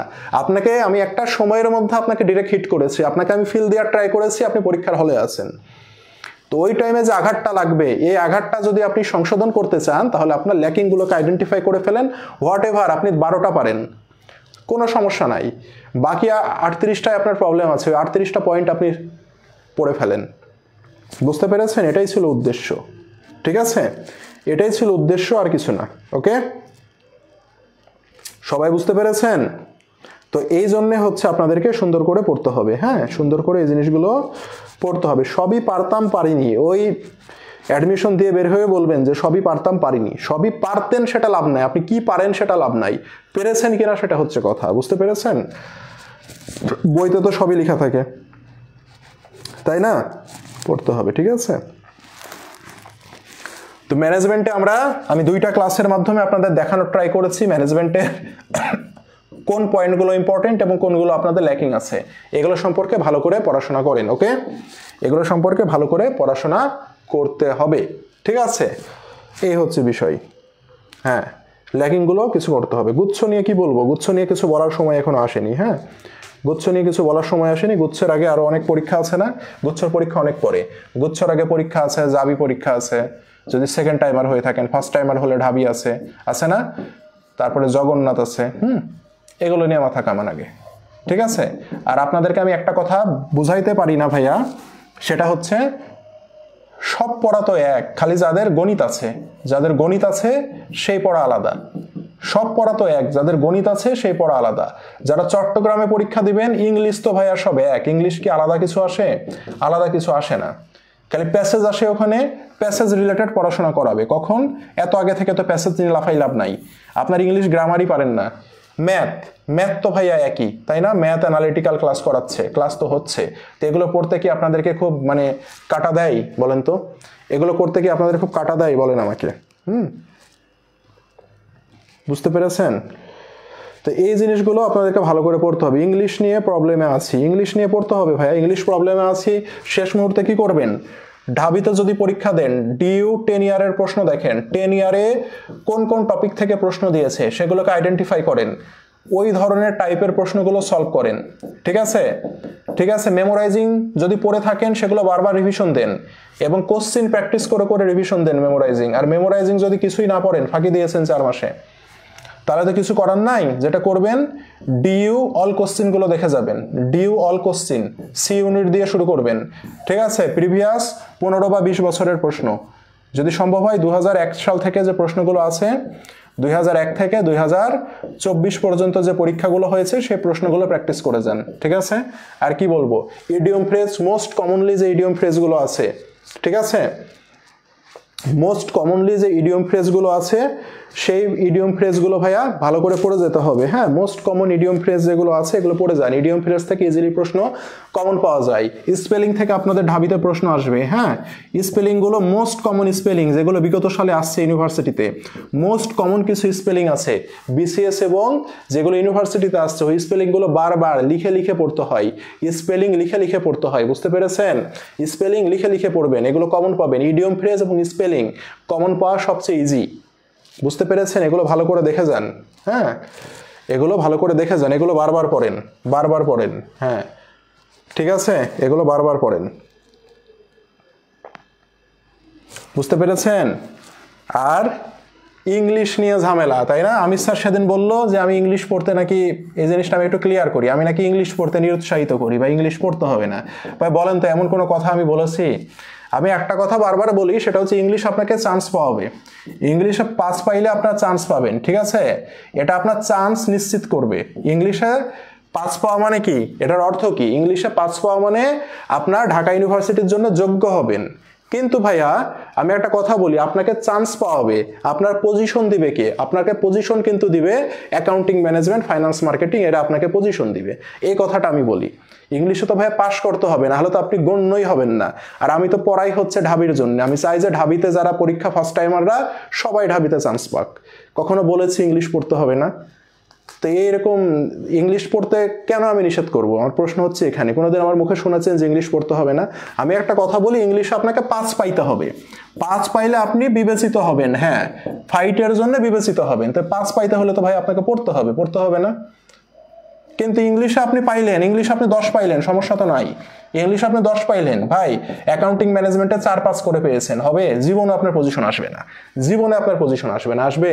বলেন তো, জীবনে আপনার পজিশন আসবে না, ঠিক আছে? তো আপনার ইংলিশে অবশ্যই তো 5 পাইতে হবে, ভালো করতে হবে। তো গ্রামার থেকে প্রশ্ন কমন পাওয়া সবচেয়ে ইজি। গ্রামারে দেখবেন কয়েকটা টপিক থেকে ঢাবি প্রশ্ন করে। গ্রামারে কয়েকটা টপিক থেকে ঢাবি প্রশ্ন করে, ওই টপিকগুলো থেকে বারবার প্র্যাকটিস করেন। যত পারেন প্রশ্ন প্র্যাকটিস করেন, প্রচুর প্র্যাকটিস করেন, বুঝে বুঝে প্র্যাকটিস করেন। সাবজেক্ট ভার্ব এগ্রিমেন্ট আছে না? সাবজেক্ট ভার্ব এগ্রিমেন্ট থেকে প্রশ্ন প্র্যাকটিস করেন আপনি। কমন যে টপিক ভয়েস, ভয়েস থেকে প্রশ্ন দিয়ে দিতে পারে। ন্যারেশন থেকেও মাঝে মধ্যে প্রশ্ন দিতে পারে, তবে ঢাবি কম দেয় এগুলো, ঠিক আছে? কন্ডিশনাল সেন্টেন্স ভাইয়া ভালো করে পড়তে হবে। কমন যে টপিক, আনকমন থেকে কোনো প্রশ্ন দেখবেন যে খুবই আনকমন বা ওয়ার্ড টপিক, এগুলো থেকে প্রশ্ন দিবে না। মোস্ট কমন টপিক যেগুলো, এগুলো থেকে প্রশ্ন দিবে।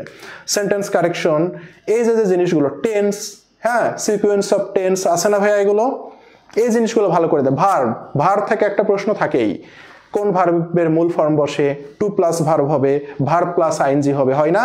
এই ভার্বের ফর্মগুলো ভালো করে পড়তে হবে। এগুলো পড়েন, আপনি দেখবেন 4টা বা 5টা বা 3টা গ্রামার এগুলো থেকে নিশ্চিত আসবেই, ঠিক আছে? এগুলো একটু ভালো করে দেখেন, ঠিক আছে? তো এই জিনিসগুলো ভাইয়া ভালো করে পড়তে হবে। হ্যাঁ,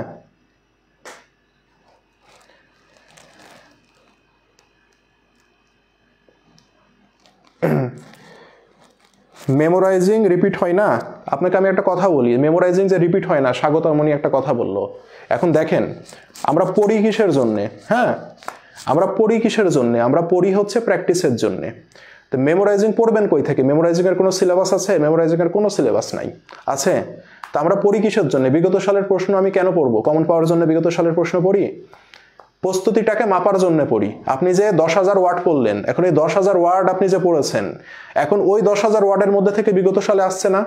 তো বিগত সাল যখন আপনি পড়বেন, তখন দেখবেন আপনার কনফিডেন্স বিল্ড আপ হবে যে 10,000 পড়েছি, 10,000 থেকে বিগত সালে প্রশ্ন আসছে, আমি পড়তে পারছি। ভাই 1 লাখ ওয়ার্ড পড়েন, পরীক্ষার হলে যায় যদি না পারেন তাহলে তো লাভ নাই।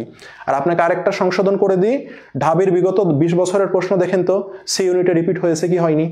না দেখে তো আর বলি না, তাই না? আপনার মতো আরো 10-12টা পার করেছি, করে এসে কথাগুলো বলছি। হ্যাঁ, তো এই যে রং কনসেপ্ট, না জেনে কথা বলা, এটা হচ্ছে সবচেয়ে বড়, মানে কি বলবো, না জেনে কথা বলতে নাই। ঢাবির বিগত সালে আপনি দেখেন, ঢাবির বিগত সাল থেকে সি ইউনিট থেকে সি ইউনিটে অনেক প্রশ্ন রিপিট হয়েছে। আপনি বিগত 15 থেকে 20 বছরের প্রশ্ন দেখেন, সিনোনিম অ্যান্টোনিম দেখবেন 10 থেকে 12টা হুবহু ওয়ার্ড রিপিট হয়েছে, ঠিক আছে? দেখেন, আজকে দেখে মিলাইন, আমি যে বলে দিলাম না, দেখে মিলাইন, ঠিক আছে? অ্যাকাউন্টিং এর পারা ম্যাথগুলো ভুল করছি, এখন কি করব? বারবার প্র্যাকটিস করেন। কি করবেন? নিয়ম দেখেন, বারবার প্র্যাকটিস করেন, ঠিক আছে? মেমোরাইজিং সি ইউনিট থেকে সি ইউনিটে রিপিট হয় ভাই। দেখেন আমি তো না জেনে কথা বলছি না, আপনি 2001-2 সাল থেকে 2023-24 দেখেন, গত বছরে যা আসছে সেটাও রিপিট হয়েছে, আগের বছরে যা আসছে সেটাও রিপিট হয়েছে। আমি তো দেখেই বলছি রে ভাই, আমি তো দেখেই বলছি, নাহলে তো এমনি বলছি না। ম্যানেজমেন্ট মেইন বই পড়বো, এতদিন কি করেছেন ভাই? তাহলে এই জিনিসগুলো একটু মাথায় রাখেন। হ্যাঁ, ইংলিশের জন্য এক্সট্রা প্রেশার নেওয়ার দরকার নাই, ইংলিশটা পড়েন কিন্তু প্রেশার ছাড়া পড়েন। পাস করতে হবে ঠিক আছে, তো পাস করতে হবে বলে এক্সট্রা প্রেশার নিয়েন না, ইংলিশ পড়েন অবশ্যই, ইংলিশে পাস পাইতে হবে, পাসটায় দাগায় আসবো না, আর একটু বেশি করার ট্রাই করেন। কিন্তু মনে রাখেন ভাই, ওভারঅল ভালো করতে হবে, ওভারঅল ভালো না করলে লাভ নাই। ওভারঅল যদি আপনি ভালো না করেন তাহলে কিন্তু ভাই লাভ নাই, এই জিনিসটা একটু মাথায় রাখেন, ঠিক আছে? এই জিনিসগুলো মাথায় রাখেন।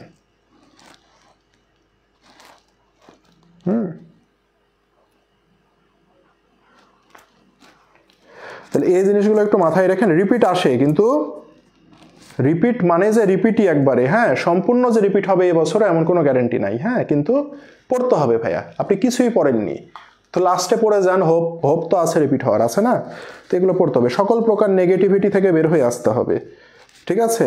সকল প্রকার নেগেটিভিটি থেকে বের হয়ে আসতে হবে, ঠিক আছে?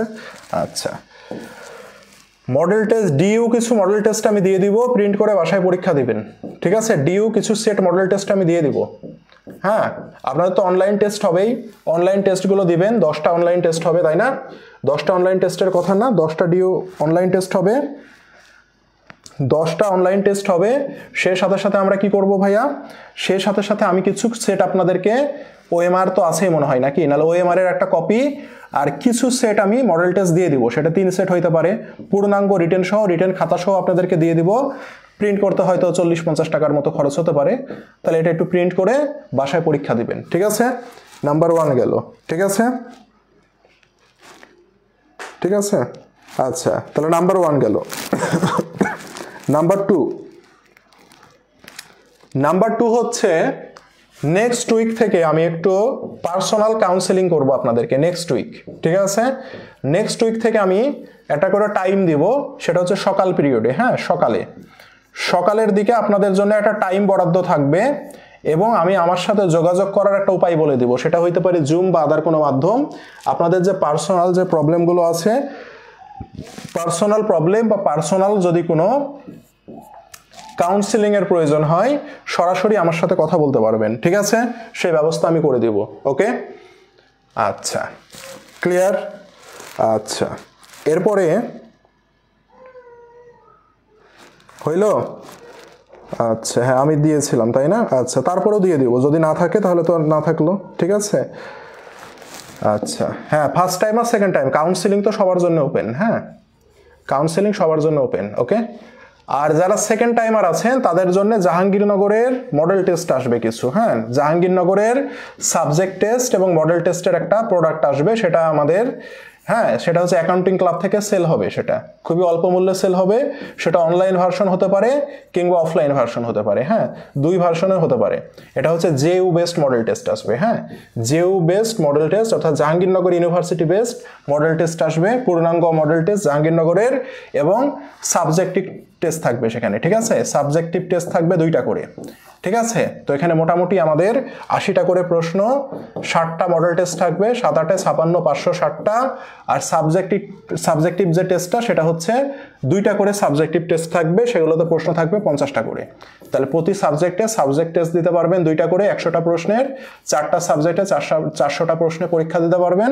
দেন পূর্ণাঙ্গ মডেল টেস্ট থাকবে 60টা। এটা হচ্ছে জাহাঙ্গীরনগরের গেল, ঠিক আছে? আচ্ছা,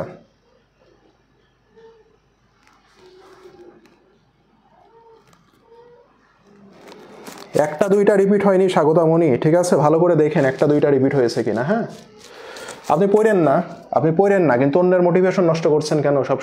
সবসময় এলোমেলো কথা বললে হবে? আপনি পড়েন না কিন্তু এখানে মোটিভেশন নষ্ট করে তো লাভ নাই। 1টা 2টা রিপিট হয়নি, আপনি দেখেন প্রতি বছরই 1টা 2টা রিপিট হয়, প্রতি বছরই হয়। তো 1টা রিপিট হওয়া মানে কি কম? সি ইউনিটের এই কয়টা পড়ে 1টা রিপিট হচ্ছে, তাহলে এটা কি কম নাকি বলেন তো? ঠিক আছে, ক্লিয়ার? আচ্ছা হ্যাঁ হ্যাঁ, আর ইউ জিএসটিতে সময় আছে। হ্যাঁ, আর ইউ জিএসটিতে আমরা সময় পাচ্ছি। আর ইউ জিএসটিতে মোটামুটি আমরা ফেব্রুয়ারি, হ্যাঁ ফেব্রুয়ারির মাঝামাঝিতে আর ইউ জিএসটির পূর্ণাঙ্গ সাজেশন পাবেন একটা, ঠিক আছে? ফেব্রুয়ারি জিএসটিতে আর ইউ জিএসটির একটা পূর্ণাঙ্গ সাজেশন পাবেন, ঠিক আছে? একটা পূর্ণাঙ্গ সাজেশন বের হবে আর ইউ এবং জিএসটিকে যারা টার্গেট করে পারছেন, এটা হচ্ছে ফেব্রুয়ারির মাঝামাঝিতে। সেই সাথে সাথে মডেল টেস্ট, হ্যাঁ বাসায় পরীক্ষা দেওয়ার মডেল টেস্ট পাবেন, ঠিক আছে? এটা হচ্ছে আর ইউ জিএসটি নিয়ে, যারা টেনশনে আছেন টেনশন করতে হবে না। ক্লিয়ার? ঠিক আছে, এটা গেল। নেক্সটে হচ্ছে আমরা নেক্সট উইক থেকে যারা পড়াশোনা রিলেটেড শেষ মুহূর্তে কেমনে পড়াশোনা করবেন একটু হতাশায় ভুগছেন, কোনো গাইডলাইন পাচ্ছেন না, প্রবলেম হচ্ছে, নেক্সট উইক থেকে একটা কাউন্সিলিং আওয়ার থাকবে, আমার সাথে ডিরেক্ট কথা বলতে পারবেন, ঠিক আছে?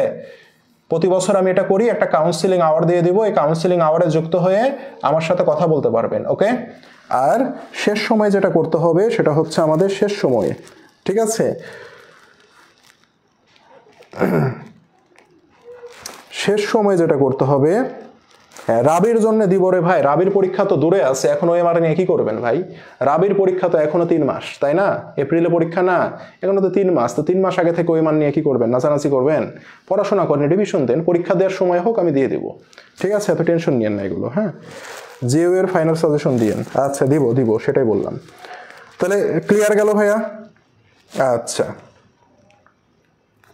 যাই হোক, কোশ্চেন রিপিট বাদ দেন, হ্যাঁ যার বোঝার সে বুঝবে, না হলে বুঝবে না ওইটা। হ্যাঁ, যাই হোক, সিনোনিম অ্যান্টোনিম আসে দুইটাই, তো দুইটার মধ্যে যদি একটাও রিপিট হয় তাহলে অনেক না? এগুলো যদি না বুঝেন তাহলে আর কি বুঝবেন বলেন? গেল? আচ্ছা, তাহলে জিনিসগুলো ক্লিয়ার হইলো। হ্যাঁ, ঢাবির পরীক্ষা যারা ঢাবিকে টার্গেট করে পড়ছেন ভালো করে, ঢাবিকে মনে প্রাণে নিয়ে নেন, ঢাবিতে চান্স পাওয়া কঠিন কিছু না, ঠিক আছে? ঢাবিতে চান্স পাওয়া কঠিন কিছু না। রিটেন প্রস্তুতি যারা নিচ্ছেন, আমি অ্যাকাউন্টিংয়ের রিটেন দিয়ে দিয়েছি আপনাদের, তাই না? অ্যাকাউন্টিংয়ের রিটেন ম্যাথ রিলেটেড যা আছে সুন্দর করে রিটেনগুলো পড়বেন এবং সেই রিটেনগুলো খাতায় প্র্যাকটিস করবেন। আপনি যে রিটেনই পড়েন না কেন খাতায় প্র্যাকটিস করবেন। ট্রান্সলেশনগুলো আপনি যখন প্র্যাকটিস করবেন খাতায় লিখে লিখে প্র্যাকটিস করবেন। কারেকশনগুলো আপনি যখন প্র্যাকটিস করবেন খাতায় লিখে লিখে প্র্যাকটিস করেন। বুঝতে পেরেছেন ভাইয়া? রিটেন মিনস আপনাকে লিখে লিখে প্র্যাকটিস করতে হবে, ঠিক আছে? বাংলার জন্য যদি টপিক সিলেক্ট করে দেওয়া হতো হেল্পফুল হতো। দিবে ভাইয়া, দিবে, সবই দিবে। হ্যাঁ দিবে। এই রিপিট এগুলো বাদ দেন তো, বিগত সাল অবশ্যই পড়বেন। রিপিট করা সম্ভব না, সব ক্লাসগুলো করে সব ভুলে গেছি, কি করবো? ক্লাস তো রিপিট করা সম্ভব না। আচ্ছা, সমস্যা নাই, কিছু প্রশ্ন দিয়ে দিব, সেগুলো সলভ করবেন। হ্যাঁ, ভুলে যাবেন কেন? ভুলে যাওয়ার তো কিছু নাই, বই আছে না? বইগুলোর প্র্যাকটিস করতে হবে তো প্রচুর। আপনি কি করলেন? রিভিশন টেস্ট হইলো, রিভিশন টেস্টে সাপোজ অ্যাকাউন্টিং নিয়ে যদি বলি, অ্যাকাউন্টিং রিভিশন টেস্টে ফুল যে সিলেবাস, সে ফুল সিলেবাসটাকে 4টা ভাগে ভাগ করা হয়েছে। রিভিশন টেস্ট শুরু হয়েছে 1 মাস আগে। ফুল সিলেবাসকে 4টা ভাগে ভাগ করা হয়েছে, প্রতিটার আন্ডারে অধ্যায় দেওয়া হয়েছে। তো রিভিশন টেস্টে আপনাকে কি করতে হইতো বলেন তো? আমাদের যে প্র্যাকটিস বুকটা আছে, ওই প্র্যাকটিস বুকের সকল প্রশ্নগুলোকে সলভ করতে হইতো আর পরীক্ষা দিতে আসতে হইতো। সেটা করেছেন? সেটা করলে তো ভুলে যাবেন, সেটা তো করতে হবে ভাইয়া, সেটা করতে হবে না? ক্লাস নোট করেছেন না? ক্লাস নোট বের করবেন যেটা ভুলে গেছেন, ক্লাস নোট বের করে দেখতে হবে। সব তো আর ভুলেননি, 100% ভুলেছেন, 100% ভুলেননি। যদি সবও ভুলে যান তারপরে সমস্যা নাই, হাতে তো সময় আছে, পড়তে হবে। কোন টপিকগুলোতে প্রবলেম হচ্ছে স্পেসিফিক্যালি সেগুলো পড়েন। আর অ্যাকাউন্টিংয়ের তো আমি ফাইনাল সাজেশনটা সামনে দিয়ে দিব, ক্লাস করাবো প্লাস সাজেশন দিয়ে দিব। ওই প্রশ্নগুলো পড়ে যান, আল্লাহর রহমতে হয়ে যাবে যদি আপনার বেসিক ভালো থাকে। ঠিক আছে? ঠিক আছে। এই আপনার কি লাগাইছেন? স্বাগতমণি আর কে এগুলো করছে সব বের করে দেবো কিন্তু সব ক্লাস থেকে। আর কে স্বাগতমণি কমেন্ট করছে, তো ওকে আবার কমেন্টে রিপ্লাই দিচ্ছেন কেন? এইগুলো কি রে ভাই? এগুলো করেন না, একজন আরেকজনের সাথে ঝামেলা করবেন না কেউ। হ্যাঁ, ও কমেন্ট করেছে, করতেই পারে, তো ওকে তো আমি রিপ্লাই দিচ্ছি, আপনারা ওর মধ্যে কেন মাথা দিচ্ছেন? ঠিক আছে, ক্লিয়ার? আচ্ছা, তাহলে হ্যাঁ রিভিশন দিতে হবে। রিভিশন টেস্টগুলো কি করলেন? অ্যাকাউন্টিংয়ে 4টা পরীক্ষা হয়েছে না রিভিশন টেস্টে? তো 4টা পরীক্ষাতে তো আপনার ফুল সিলেবাস আরেকবার রিভিশন হবে। সেটা করেছেন বলেন তো? সেটা করেছেন বলেন? আমি যে 4টা পরীক্ষা নিয়েছি, রিভিশন টেস্টে যে এক্সাম ব্যাচের এক্সামগুলো হলো, ফুল সিলেবাসকে তো 4টা ভাগে ভাগ করা হয়েছে। তো ওই পরীক্ষাগুলো কি প্রিপারেশন নিয়ে দিয়েছিলেন? ওই পরীক্ষাগুলো যদি প্রিপারেশন নিয়ে দেন ডেফিনেটলি আরেকবার আপনার কি হয়েছে, পড়া হয়েছে। নিশ্চয়ই দেননি, সেজন্য ভুলে যাচ্ছেন। ঠিক আছে, ওকে। রিটেনের জন্য কি পড়ব? কিসের রিটেন? কোন রিটেনের জন্য কি পড়বে? কেইউ রিটেনের জন্য কি পড়ব? কেউ এ তো রিটেন নাই। কেউ আপনাদের রিটেন আছে? কেউ তো সায়েন্সের রিটেন আছে, আপনাদের তো রিটেন নাই ভাই। আছে? কেউ তো সায়েন্সের রিটেন আছে, আপনি জানেনই না যে কি পরীক্ষায় আসবে। খুলনা ইউনিভার্সিটিতে সায়েন্সের রিটেন আছে, আপনাদের তো নাই ভাই। বি ইউনিটে আবেদন করেছেন, এখন বি ইউনিটে যদি আপনার প্রস্তুতি না থাকে আন্দাজে তো লাফাই লাভ নাই। আছে? যদি প্রস্তুতি থাকে তাহলে পরে পরীক্ষা দেন, আর প্রস্তুতি না থাকলে সি ইউনিটকে ক্ষতিগ্রস্ত করেন না। ঠিক আছে? হ্যাঁ রে বাবা, আপনি আর কমেন্ট করেন না, আপনি তো জানতে পারেন আমি তো একটা মীমাংসা করে দিলাম, এটা নিয়ে আর ঝামেলা করেন না, আবার কমেন্ট করছেন, তাহলে তো সমস্যা রে ভাই।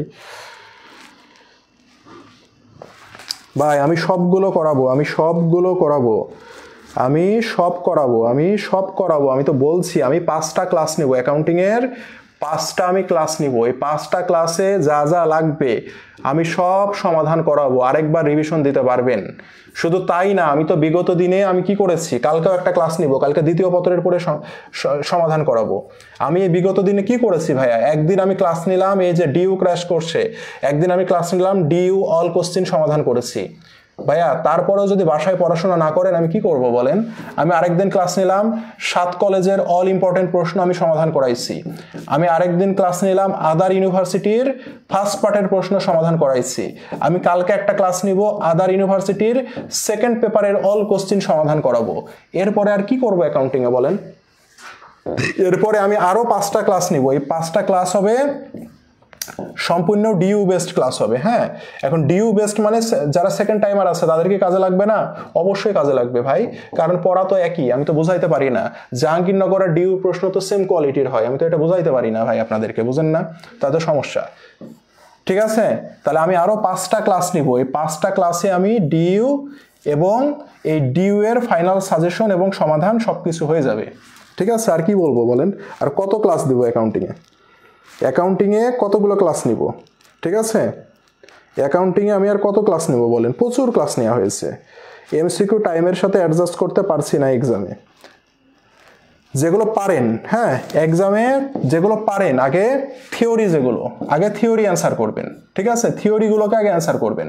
অ্যাকাউন্টিংয়ে যদি টাইম অ্যাডজাস্ট না করতে পারেন মডেল টেস্টে কিছু জিনিস অ্যাপ্লাই করবেন, সেটা হচ্ছে অ্যাকাউন্টিংয়ের যে থিওরিগুলো আছে থিওরিগুলোকে আগে উত্তর করবেন। ঠিক আছে, দিয়ে ওভারঅল পরীক্ষাটা শেষ করবেন। পরীক্ষা শেষের পরে তারপরে ম্যাথে হাত দিবেন। বুঝতে পেরেছেন? এইভাবে প্র্যাকটিস করেন। বা আপনি পরীক্ষা যখন দিবেন দেখবেন যে কোনো একটা ম্যাথ এসেছে, ওই ম্যাথটার উত্তর আপনি পারবেন, আপনার কমন ম্যাথ এসেছে ওটার উত্তর করেন। যে ম্যাথ নিয়ে আপনাকে বেশি ভাবতে হচ্ছে ওটা স্কিপ করেন আপনি। এইভাবে কিছু টেকনিক অবলম্বন করতে হবে। বুঝতে পেরেছেন? এইভাবে আপনাকে কিছু টেকনিক অবলম্বন করতে হবে। বুঝতে পেরেছেন? এগুলো একটু মাথায় রাখতে হবে। হ্যাঁ, আচ্ছা যাই হোক, সমস্যা নাই, আমি আপনাদের সাথে বসে কথা বলবো।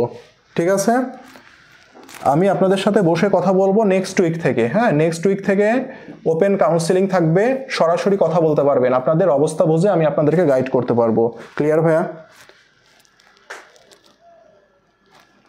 বাংলা মিস হচ্ছে না? আচ্ছা ঠিক আছে, তো ঠিক আছে ভাইয়া, সবাই ভালো থাকেন। আজকে এখানে শেষ করলাম, আল্লাহ হাফেজ। ওকে, টেনশন করবেন না, হ্যাঁ এটা মাথায় রাখেন, টেনশন নেওয়ার দরকার নেই কোনো।